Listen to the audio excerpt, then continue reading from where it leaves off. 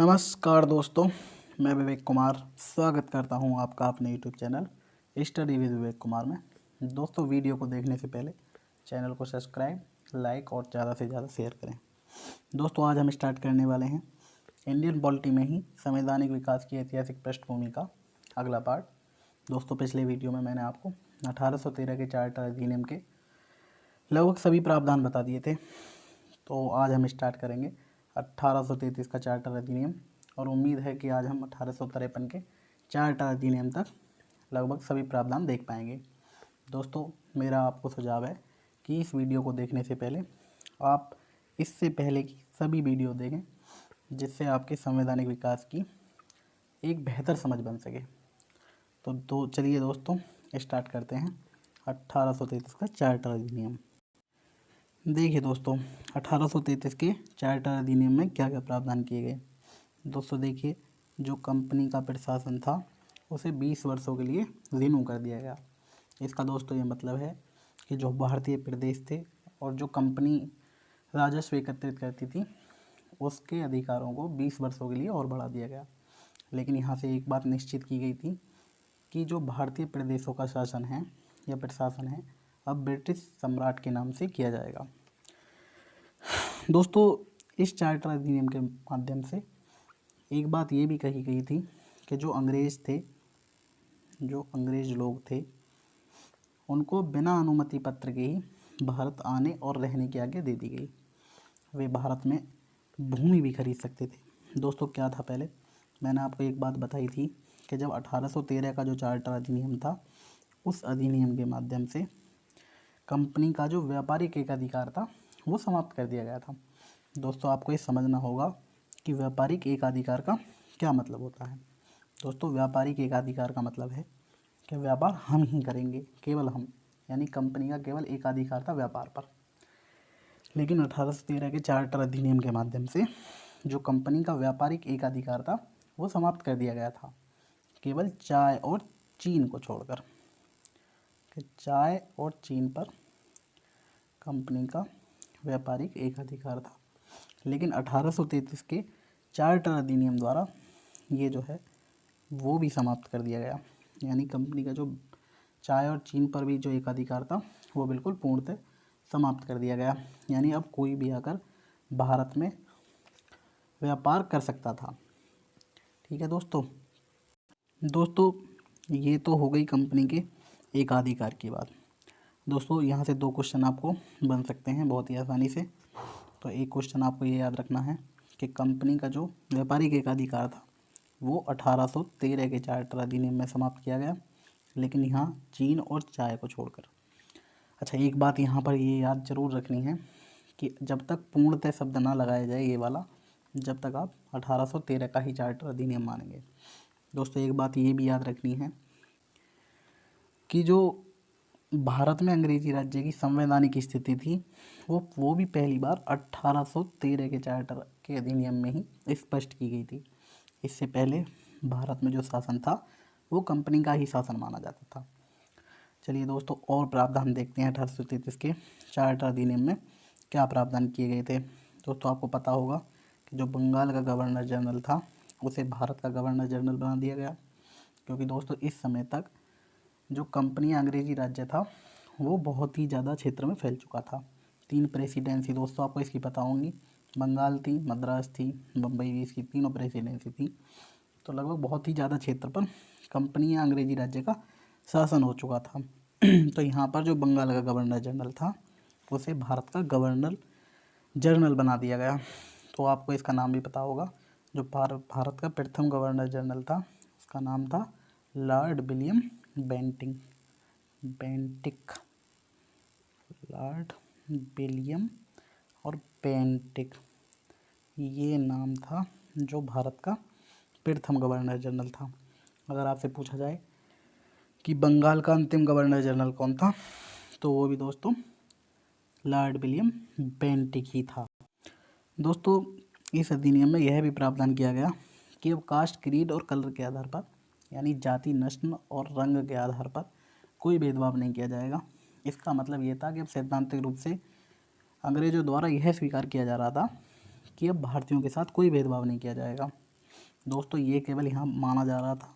इसका प्रभाव आपको 1853 के चार्टर अधिनियम में देखने को मिलेगा, जब सिविल सेवा की परीक्षा शुरू की जाएगी।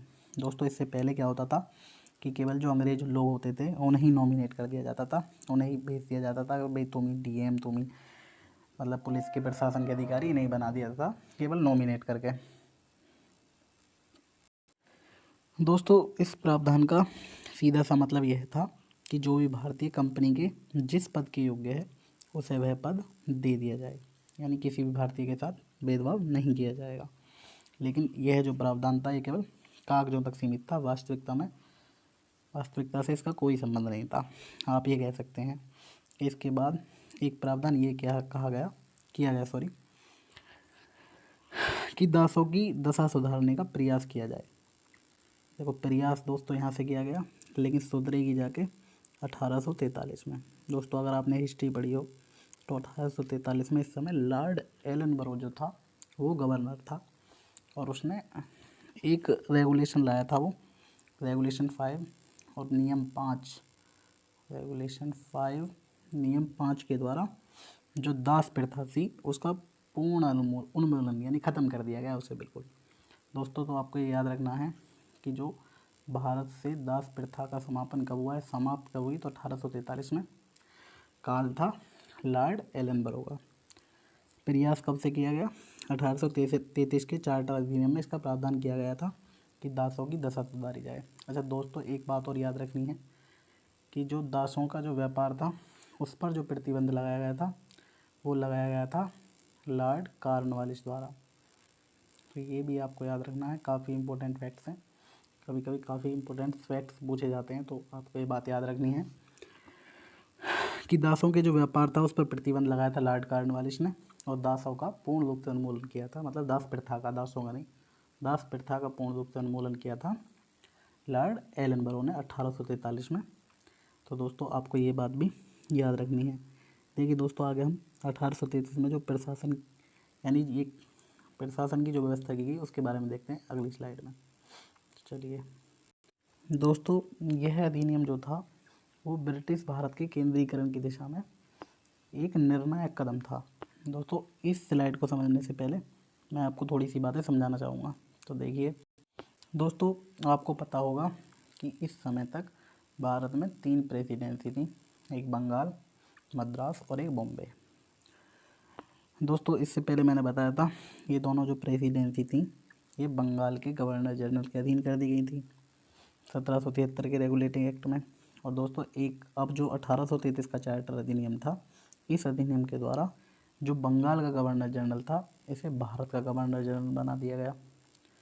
गवर्नर जनरल तो बनाया गया, साथ में इसमें एक बदलाव यह किया गया कि इस गवर्नर जनरल को प्रशासन के साथ साथ कानून बनाने का भी नियंत्रण दिया गया।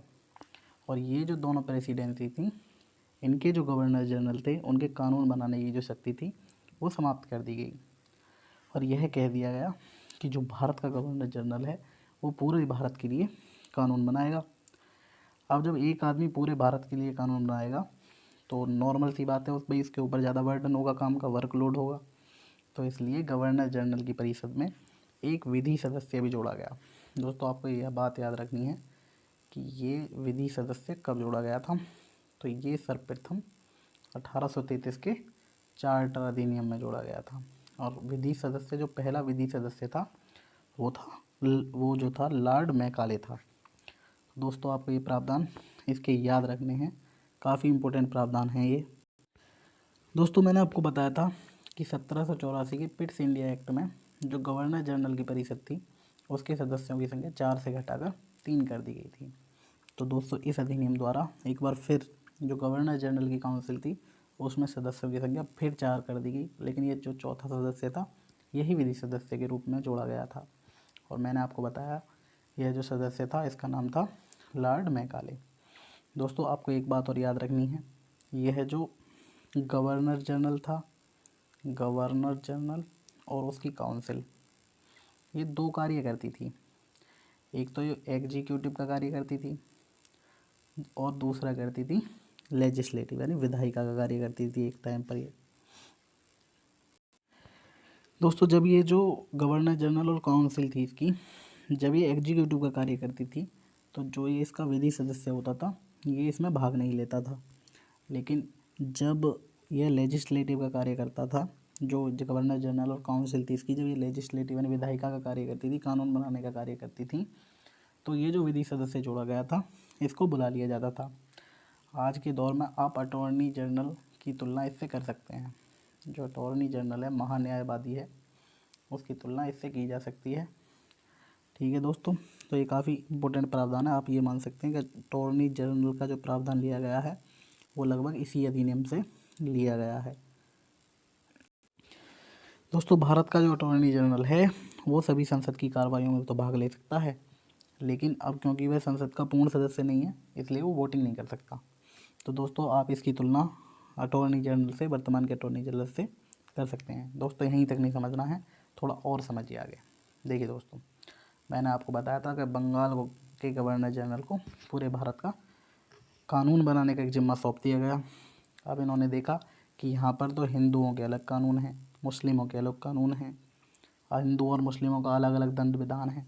अब इन्होंने यह निर्णय लिया कि जो सभी कानून हैं उनको संहिताबद्ध किया जाए, और इसीलिए फर्स्ट लॉ कमीशन बनाया गया। तो दोस्तों फर्स्ट लॉ कमीशन बनाया गया 1834 में, और इसकी जो अध्यक्ष थे वो थे लॉर्ड मैकाले। दोस्तों आपको याद रखना है कि जो भारत में आईपीसी बनी है वो एक दिन का प्रावधान नहीं है, या एक महीने, एक साल का प्रावधान नहीं है, इसे बनने में लगभग 3 दशक लगे। तो दोस्तों एक क्वेश्चन ये काफ़ी इंपॉर्टेंट होगा कि जो पहला लॉ कमीशन वो कब बनाया गया था। तो आपको ज़्यादा याद नहीं रखना है, केवल लॉजिक ध्यान रखना है कि 1833 में पहला विधि सदस्य जोड़ा गया था, लॉर्ड मैकाले। और आपको ये भी याद रखना है क्योंकि जो भारत का गवर्नर जनरल है उसे जिम्मा सौंपा गया था पूरे भारत का कानून बनाने के लिए, लेकिन उन्होंने जब ये परेशानी देखी कि भाई हिंदुओं के अलग कानून हैं, मुस्लिमों के अलग कानून हैं, अलग अलग दंड विधान हैं, तो ऐसे कैसे प्रशासन चलेगा। तो उन्होंने निर्णय लिया क्यों ना सभी कानूनों का संहिताबद्ध किया जाए, जो अच्छे अच्छे कानून हैं उन्हें लिया जाए। तो इसके लिए उन्होंने प्रथम लॉ कमीशन बनाया, और उसके अध्यक्ष जो थे वो लॉर्ड मैकाले ही थे। तो दोस्तों आपको ये काफ़ी इंपॉर्टेंट फैक्ट्स याद भी रखने हैं यहाँ से। तो दोस्तों इतना समझने के बाद आप अब इस स्लाइड को आराम से देखिए। दोस्तों मैंने आपको बताया था जो कंपनी जो थी उसका कम्प्लीटली व्यापारिक अधिकार समाप्त कर दिया गया था। अब केवल एक प्रशासनिक निकाय बन चुकी थी, और एक ऐसा निकाय, मतलब इस अधिनियम के द्वारा पहली बार ऐसी सरकार का निर्माण किया गया जिसका ब्रिटिश कब्जे वाले संपूर्ण भारतीय क्षेत्र पर उसका पूर्ण नियंत्रण था। यानी जो कंपनी थी उसका व्यापारिक अधिकार तो समाप्त कर दिया, अब केवल वो प्रशासनिक निकाय बन गई। और दोस्तों मैंने आपको बताया कि कानून केवल भारत का गवर्नर जनरल बनाएगा, उसकी हेल्प के लिए एक विधि सदस्य का चयन किया गया, और प्रथम विधि सदस्य था लॉर्ड मैकाले। तो आपको ये भी याद रखनी है जो फर्स्ट लॉ कमीशन था वो किसकी मेंबरशिप या चेयरमैनशिप में बनाया गया, वो भी लॉर्ड मैकाले था। और आपके लिए मैंने ये बात भी यहाँ लिख दी है कि जो वर्तमान का अटॉर्नी जनरल है वो इस लॉ मेंबर के लगभग तुल्य था, और समतुल्य कह लीजिए, तुल्य कह लीजिए, बराबर कह लीजिए, कह सकते हैं। दोस्तों इसमें से कोई भी चीज़ आपको रखनी नहीं है, केवल जो जो चीज़ें मैंने आपको समझाई हैं वो चीज़ें आपको ध्यान में रखनी है, जिससे आपके लिए यह दिन आसान हो। ज़्यादा रटना स्टेबल नहीं होगा, मैं आपको फिर एक बार बता रहा हूँ, रटा हुआ ज्ञान स्टेबल नहीं होता, तो इसलिए ज़्यादा से ज़्यादा समझ के पढ़ें। चलिए दोस्तों आगे देखते हैं 1853 का चार्टर अधिनियम। आइए देखिए दोस्तों, इस अधिनियम के कुछ प्रावधान इस प्रकार थे, जिसमें जो डायरेक्टर थे कंपनी के उनकी संख्या 24 से घटाकर 18 कर दी गई, और जो विधि सदस्य जो पहले जोड़ा गया था मैंने आपको बताया था वो केवल जब विधायिका के तौर पर गवर्नर जनरल उसकी परिषद कार्य करती थी तब वह उसमें भाग लेता था, लेकिन जब वह एग्जीक्यूटिव यानी कार्यपालिका की तरह कार्य करती थी तब वह उसमें भाग नहीं लेता था।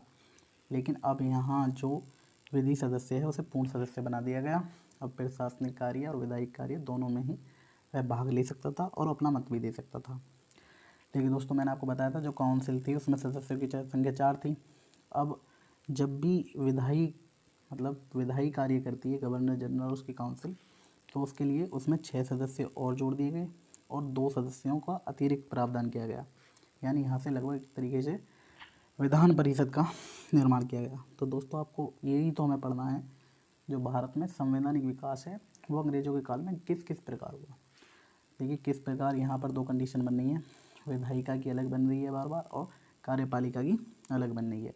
तो ये जो गवर्नर जनरल और उसकी परिषद जब विधायिका के लिए कार्य करती तो उसमें सदस्यों की संख्या बढ़ जाती, और जब एग्जीक्यूटिव की तरह कार्य करती तो उसमें कुछ सदस्यों की संख्या घट जाती थी। देखिए इस एक्ट या अधिनियम के द्वारा ही जो सिविल सेवा परीक्षा शुरू की गई। इस परीक्षा से पहले जो अंग्रेज लोग होते थे उन्हें नॉमिनेट कर दिया जाता था।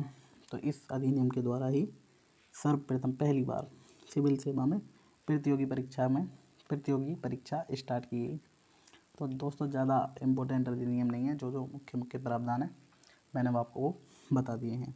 तो दोस्तों वीडियो अच्छी लगी हो तो ज़्यादा से ज़्यादा शेयर करें, लाइक करें और दोस्तों सब्सक्राइब करें, जिससे वीडियो बनाने के लिए मुझे मोटिवेशन मिलता रहे। धन्यवाद।